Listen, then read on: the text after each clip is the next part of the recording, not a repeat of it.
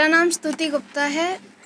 मैं इस बार एक कहानी सुनाऊंगी जो मेरी रियल लाइफ स्टोरी है, मोटिवेशनल भी है। उससे पहले मैं एक शेर बोलूँगी।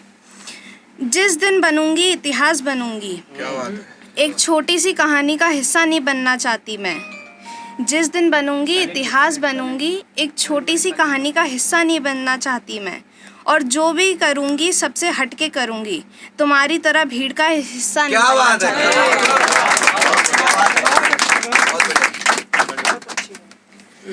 हम सब ने ये कहावत तो सुनी ही होगी। चाहे हम जिंदगी में कितना भी आगे क्यों ना बढ़ जाएं, हमें ये नहीं भूलना चाहिए कि हम आए कहाँ से हैं। पर सोचो कि अगर ज़िंदगी हमें वापस वहीं ले जाए जहाँ से हम आए हैं, तो हमें ये भूल जाना चाहिए कि अब हम पहुँच कहाँ चुके हैं। 2020 मैं बैंगलोर से वापस आई थी अपने हॉस्टल से। सब कुछ बदला था, पर मेरे घर का एनवायरनमेंट वैसा ही था जैसे मैं उसे 2019 में छोड़ के गई थी। मम्मी का वही रात में क्या बनना है वाला डायलॉग, दादी के 69 वाई सीरियल्स, ताऊजी और दादू के न्यूज़ चैनल्स, भाई बहन का झगड़ा और बाकी सब। पर मानो मैं बिल्कुल बदल चुकी थी। यूँ मानो कि मेरे दिन की शुरुआत दूध से नहीं कॉफ़ी से होने लगी थी। मुझे कार्टून से ज़्यादा वेब सीरीज़ का कंटेंट अच्छा लगने लगा था।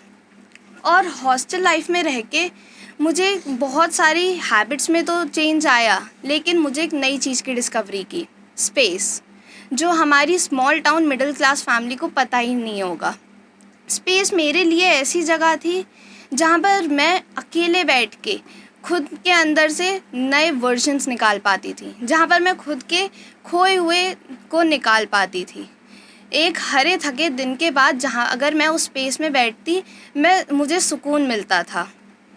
जैसे ही मैंने अपने घर में बोला कि मैं दरवाज़ा बंद करके कुछ पढ़ाई करने की कोशिश कर रही हूँ, मेरी दादी चिंता करने लगी, मम्मी कुछ और ही सोच रही थी और भाई को भी बहुत ही ज़्यादा चुल मची हुई थी। 5 मिनट में कोई अंदर बाहर कर ही रहा था। अब मुझे भी गुस्सा आ गया।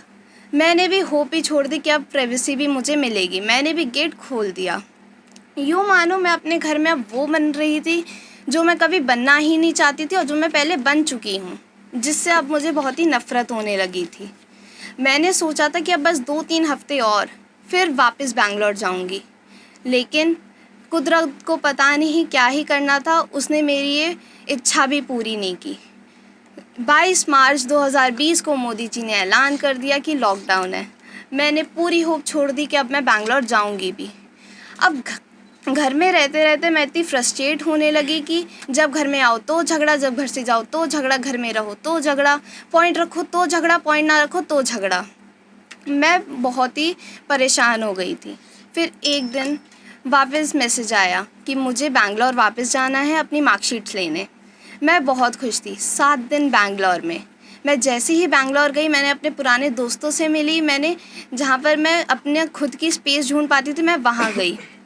यूँ मानो कि जब मैं उधर रह रही थी तो मुझे सुकून सा मिला। अकेला वक्त जो मुझे बहुत टाइम तक नहीं मिल पाया था, वो अकेला वक्त मुझे अब मिल रहा था। मैंने इतने सारे मज़े किए इन 7 दिन में, लेकिन तब तक 7वां दिन आ गया, आखिरी दिन।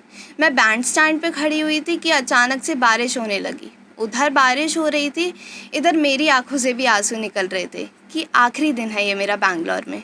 तभी मम्मी का वीडियो कॉल आया। मम्मी ने पूछा क्या हुआ। मैं भी बड़ी निराश होकर मैंने बोल दिया कि मम्मी घर वापस नहीं आना। मम्मी थोड़ी देर तक तो चुप रहीं, फिर उन्होंने बोला हाँ आना तो होगा ही नहीं, उधर कोई रोकने टोकने वाला नहीं है। मैंने इस बात को गलत नज़रिए से ले लिया और मैंने कॉल काट दिया। अब मम्मी का वापस कॉल आ रहा था, मैं वापस काट रही थी। 3-4 बार मम्मी का कॉल आया और मैंने वापस काटा। अब मुझ में इतनी हिम्मत नहीं थी कि मैं उनके वापस कॉल काटती रहूं। उनका एक और बार कॉल आया, मैंने उठा लिया। उन्होंने कहा अब इतनी छोटी सी बात पे ड्रामा मत कर। मुझे उस बात को ही मैंने गलत नज़रिए से ले लिया। मैंने कहा मम्मी ड्रामा नहीं कर रही मैं अभी ऐसी जगह पे रह रही हूँ जहाँ पर मैं वो चीज़ें कर सकती हूँ जिससे मैंने कभी उम्मीद भी नहीं थी कि मैं वो करूँगी। मैं इधर तक अपनी हद से भी ज़्यादा ही अच्छी चीज़ें कर रही हूँ।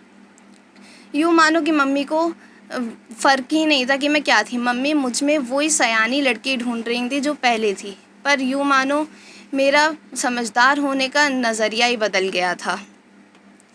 थोड़ी देर के बाद पापा का कॉल आया। मुझे पता नहीं था कि कॉल स्पीकर पे था। पापा ने बोला कि घर क्यों नहीं आना। मैंने भी बोल दिया कि मुझे घर नहीं आना। इधर मैं वो हूँ जो मैं कभी नहीं हो सकती थी, लेकिन अब मैं वो बन चुकी हूँ। जैसे ही मैंने घर में बताया कि इधर मैंने अपनी 2 नॉवेल्स पब्लिश करवा दी हैं, सब खुश हो गए थे। सबको लगा कि हाँ, कुछ तो है। उस दिन सबने मुझसे कहा कि तुझे जो करना है वो कर। मैं बैंगलोर रही बाकी टाइम तक। मुझे एक राइटिंग की जॉब मिली, मेरी 2 नॉवेल्स पब्लिश हुई। उस दिन मुझे समझ में आया कि भले ही वो मेरे गलत के लिए नहीं बोल रहे होंगे, बस मैंने जो उन्होंने बोला मैंने उसका नज़रिया ही गलत कर लिया था। मुझे समझ नहीं आ रहा था कि वो क्या बोलना चाह रहे हैं, मुझे क्या समझाना चाह रहे हैं, या यूँ मानो मैं समझना ही नहीं चाहती थी कि वो क्या मुझसे कह रहे हैं। मुझे बस अपनी बात ही अच्छी लग रही थी।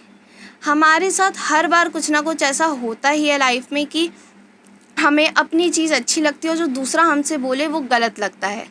पर हमें दूसरों की बात भी एक बार सोचनी चाहिए कि क्या वो गलत भी हैं या नहीं।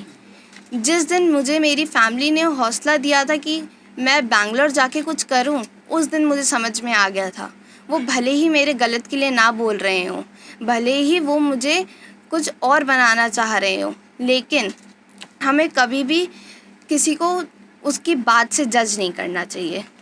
बहुत बढ़िया, बहुत खूब, बहुत